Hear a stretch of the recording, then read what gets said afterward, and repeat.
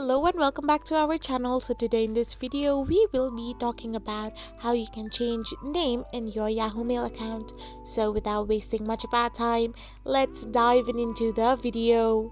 The first and foremost, all you need to do is simply tap your Yahoo Mail app on your Macbook. Once you tap it on, you need to simply tap on your profile link and tap the account information, which will then end up in opening an external link. So once you are here, all you need to do is simply tap on the personal information and then tap on update personal details. Then simply change your name according to your preference.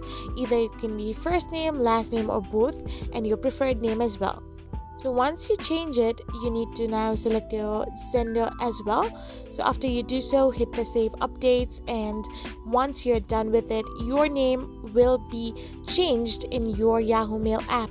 So to check it, you can also see the profile name there, or you can simply go and tap on the Yahoo Mail app and see on the profile link icon over there by reloading it as well. So in this way, you can change your name as much as you want and as per your liking any day. I hope you found this video helpful, so don't forget to hit that subscribe button and do give us a thumbs up. We will be back again with these informative videos. Thank you for watching.